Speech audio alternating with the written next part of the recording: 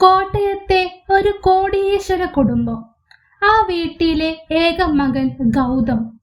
വലിയ ബിസിനസ്സുകാരൻ. പണമുണ്ട്, സൗകര്യങ്ങളുണ്ട്. പക്ഷേ ഗൗതമിന് ഒരു ചെറിയ ശാരീരിക ബുദ്ധിമുട്ട് ഉണ്ടായിരുന്നു. കാലിന് ചെറിയൊരു വളവ്. ഗൗതം നടക്കുമ്പോൾ പെട്ടെന്ന് മനസ്സിലാവുന്ന ഒരു വൈകല്യമായിരുന്നു അത്. പണവും വിദ്യാഭ്യാസവും എല്ലാം ഉണ്ടായിട്ടും ഗൗതമിന്റെ വിവാഹം മാത്രം നടക്കുന്നില്ല. വിവാഹത്തിനായി പല പെൺകുട്ടികളെയും കാണാൻ പോയപ്പോൾ ഗൗതമിന്റെ ശാരീരിക ബുദ്ധിമുട്ട് കാരണം ആർക്കും അയാളെ ഇഷ്ടപ്പെട്ടില്ല. തന്റെ വിവാഹം നടക്കാത്തതിൽ ഗൗതം വളരെയധികം ദുഃഖിതനായിരുന്നു. അങ്ങനെയിരിക്കെ ഒരു ബന്ധു വഴി ഒരു പെൺകുട്ടിയെ പരിചയപ്പെടുത്തി. നന്ദന. പാവപ്പെട്ട വീട്ടിൽ നിന്നുള്ള ഒരു നാടൻ പെൺകുട്ടി.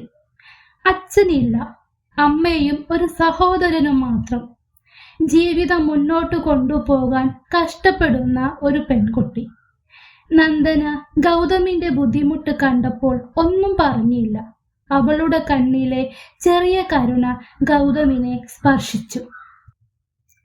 അങ്ങനെ ആ വിവാഹം നടന്നു. വിവാഹ ദിവസം കഴിഞ്ഞ ദിവസം തന്നെ നന്ദന മനസ്സിലാക്കി, ഗൗതം നല്ല മനുഷ്യനാണ്. പക്ഷേ തന്റെ അംഗവൈകല്യം നിറഞ്ഞ ശരീരത്തെ അയാൾ വെറുത്തിരുന്നു. ആ വെറുപ്പ് അയാളുടെ ജീവിതത്തിലും ഉണ്ടായിരുന്നു. പുറത്തുള്ളവരോട് മിണ്ടിയില്ല. വീട്ടിൽ എല്ലാം പെൺസേവകർ. ചെറിയ കാര്യത്തിനും ചാടിക്കേറി കോപിക്കുക. ഇതൊക്കെയായിരുന്നു ഗൗതമിന്റെ രീതികൾ. സ്നേഹമുണ്ടെങ്കിലും ഗൗതമിന്റെ ഈ സ്വഭാവങ്ങൾ നന്ദനയെ ഏറെ സങ്കടപ്പെടുത്തി. കൂടാതെ ഗൗതമിന്റെ അമ്മയ്ക്ക് നന്ദനയെ ഇഷ്ടമില്ലായിരുന്നു. പാവപ്പെട്ട വീട്ടിലെ പെണ്ണ്, അതായിരുന്നു കാരണം.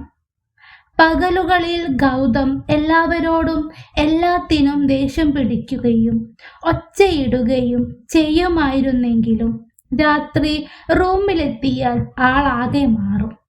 പെട്ടെന്ന് നന്ദനയോട് അമിത സ്നേഹവും അടുപ്പവും കാണിക്കുന്നു. ഇത് കണ്ടപ്പോൾ നന്ദനയ്ക്ക് അത്ഭുതം തോന്നി. ഒരു ദിവസം നന്ദന നോക്കുമ്പോൾ ഗൗതം ഒറ്റയ്ക്കിരുന്ന് കരയുന്നു. അത് കണ്ട നന്ദന ഞെട്ടി. എന്തിനാണ് ഗൗതം കരയുന്നത്? അവൾ അടുത്തു ചെന്ന് പതുക്കെ വിളിച്ചു, ഗൗതം. നന്ദനയെ കണ്ടതും അയാൾ പെട്ടെന്ന് വല്ലാതെയായി. എന്താ ഗൗതം, നിങ്ങൾ എന്തിനാണ് കരയുന്നത്? ഇത്രയും പാവമാണോ എൻ്റെ ഗൗതം? നന്ദന, എനിക്ക് സഹിക്കാൻ പറ്റുന്നില്ല. എൻ്റെ വൈകല്യം എൻ്റെ മനസ്സിനെ വല്ലാതെ ബാധിച്ചിരിക്കുന്നു. എല്ലാത്തിനോടും ദേഷ്യം, വെറുപ്പ്. എനിക്ക് എന്നെ നിയന്ത്രിക്കാൻ കഴിയുന്നില്ല. എനിക്ക് പേടിയാവുന്നു. നന്ദന, എൻ്റെ ഈ സ്വഭാവ കാരണം നീ എന്നെ വിട്ടുപോയാൽ പിന്നെ എനിക്ക് ഭ്രാന്ത് വരും. സഹിക്കാൻ പറ്റില്ല. എനിക്ക് നിന്നെ അത്രയ്ക്കും ഇഷ്ടമാണ്. പക്ഷെ അത് കാണിക്കാൻ പറ്റുന്നില്ല. ഗൗതം, കരയരുത്. എനിക്ക് ജീവനുണ്ടെങ്കിൽ എൻ്റെ ഗൗതമിനെ വിട്ട് ഞാൻ എവിടെയും പോകില്ല. ഗൗതം എന്ന് ഈ വീട്ടിൽ നിന്ന് പോവാൻ പറയുന്നുവോ അന്നേ ഞാൻ ഇവിടെ നിന്ന് പോവുള്ളൂ. അവൾ ഗൗതമിനെ ആശ്വസിപ്പിച്ചു. അവളുടെ വാക്കുകൾ അയാളുടെ മനസ്സിന് ആശ്വാസമേകി. പക്ഷേ ഗൗതമിന്റെ അമ്മ നന്ദനയെ എപ്പോഴും അധിക്ഷേപിച്ചു. അവൾക്ക് വീട്ടിലെ സേവകർക്ക് കൊടുത്തിരുന്ന വില പോലും അവർ കൊടുത്തിരുന്നില്ല. നന്ദന ഗൗതമിനു വേണ്ടി എല്ലാം സഹിച്ചു നിന്നു. ഇതൊന്നും ഗൗതം അറിഞ്ഞിരുന്നില്ല. അയാൾ തിരക്കിലായിരുന്നു. ബിസിനസ്, മീറ്റിങ്ങുകൾ, ഫോണുകൾ, അങ്ങനെ. ഒരു ദിവസം ഗൗതം വീട്ടിലേക്ക് നേരത്തെ എത്തി. അവിടുത്തെ കാഴ്ച കണ്ട് അയാൾ ഞെട്ടി. നന്ദന നിലത്തിരുന്ന് നിലം തുടയ്ക്കുന്നു. ആ വീട്ടിൽ എല്ലാ ജോലിക്കും സേവകരുണ്ട്. എന്നിട്ടും തന്റെ ഭാര്യയെ കൊണ്ട് അമ്മ ജോലി ചെയ്യിപ്പിക്കുന്നത് കണ്ടപ്പോൾ അവന്റെ കണ്ണുകളിൽ തീ പാറി. അമ്മേ, അലർച്ച ഒച്ച കേട്ട് ഗൗതമിന്റെ അമ്മ പ്രഭാവതി ഞെട്ടി തിരിഞ്ഞു നോക്കി.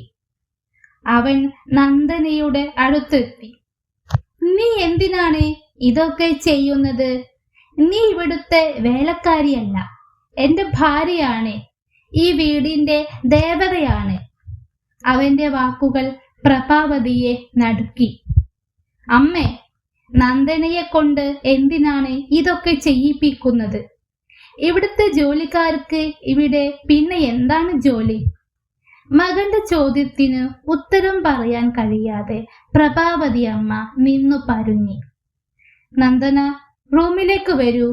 ഗൗതം അവളുടെ കൈ പിടിച്ചു നടന്നു. അന്നു മുതൽ ഗൗതം തന്റെ ഭാര്യയെ ആർക്കും ഒറ്റപ്പെടുത്താൻ കൊടുക്കാതെ എല്ലാത്തിനും കൂടെ കൂട്ടി. ബിസിനസ്സിലും മീറ്റിങ്ങിലും യാത്രകളിലും എല്ലാം.